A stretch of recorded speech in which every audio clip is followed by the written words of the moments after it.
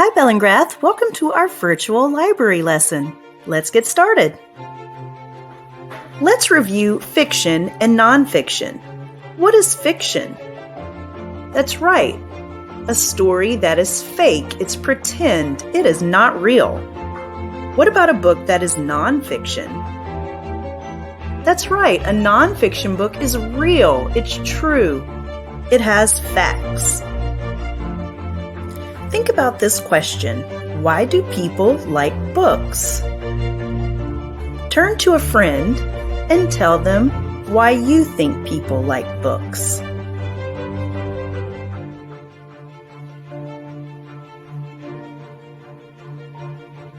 Okay, turn back to me.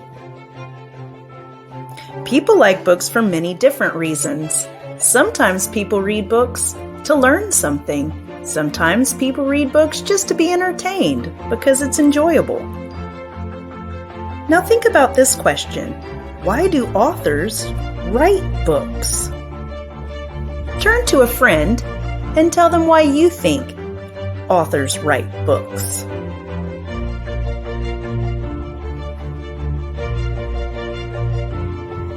All right, turn back to me.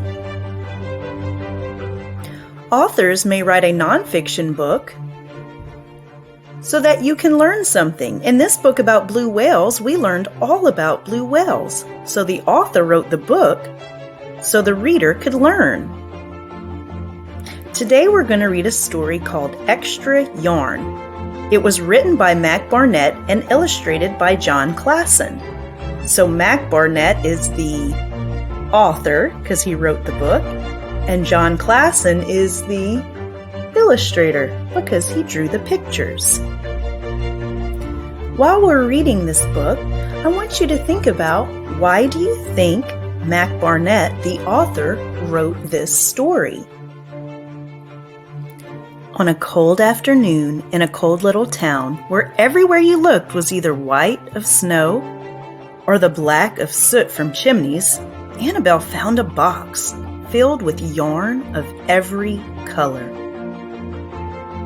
So she went home and knit herself a sweater. And when Annabelle was done, she had some extra yarn. So she knit a sweater for Mars, too. But there was still extra yarn. And when Annabelle and Mars went for a walk, Nate pointed and laughed and said, "You two look ridiculous." "You're just jealous," said Annabelle. "No, I'm not," said Nate. But it turned out he was jealous. And even after she made a sweater for Nate and his dog, and for herself and Mars, she still had extra yarn. At school, Annabelle's classmates could not stop talking about her sweater. "Quiet!" shouted Mr. Norman. "Quiet, everyone! Annabelle, that sweater of yours is a terrible distraction. I cannot teach with everyone turning around to look at you." "Then I'll knit one for everyone," Annabelle said, "so they won't have to turn around." "Impossible!" said Mr. Norman. "You can't." But it turned out she could, and she did. Even for Mr. Norman.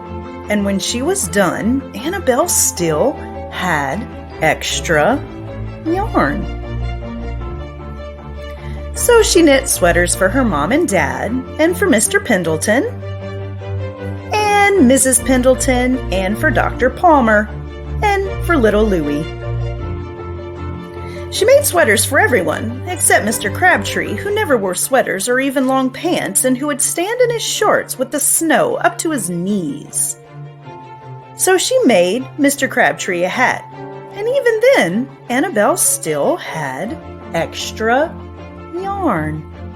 She made sweaters for all the dogs and all the cats and for other animals too. Soon people thought, soon Annabelle will run out of yarn. But it turned out she didn't. So Annabelle made sweaters for things that didn't even wear sweaters. Things began to change in that little town. News spread of this remarkable girl who never ran out of yarn, and people came to visit from around the world to see all the sweaters and to shake Annabelle's hand. One day, an archduke who was very fond of clothes sailed across the sea and demanded to see Annabelle. "Little girl," said the archduke, "I would like to buy that miraculous box of yarn, and I'm willing to offer you $1,000,000. "No, thank you," said Annabelle, who was knitting a sweater for a pickup truck. The archduke's mustache twitched. $2,000,000, he said. Annabelle shook her head. "No, thanks." $10,000,000, shouted the archduke. "Take it or leave it." "Leave it," said Annabelle. "I won't sell the yarn." And she didn't. So that night, the archduke hired 3 robbers to break into Annabelle's house. And they stole the box, and they took it to the archduke, who set off across the snow and sailed over the sea. Back to his castle. The archduke put on his favorite song, sat in his best chair, then he took out the box, and he lifted the lid, and he looked inside. Take a second to think quietly to yourself about the story so far. What do you think will be in the box? Why do you think that? Okay, let's see what's in the box.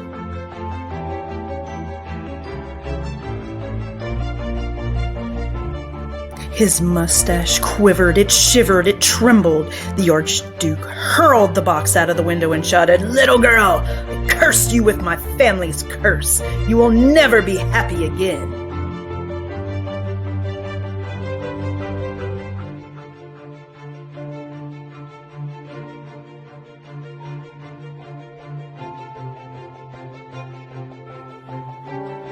But it turned out she was happy. Very happy. The end. Why do you think the author Mac Barnett wrote this story? Turn to a friend and tell them why you think the author wrote this story. Okay, you can turn back to me. I hope y'all enjoyed the story we read today. Remember, next time your teacher reads a story, think about why did the author write this? Have a great day. Bye.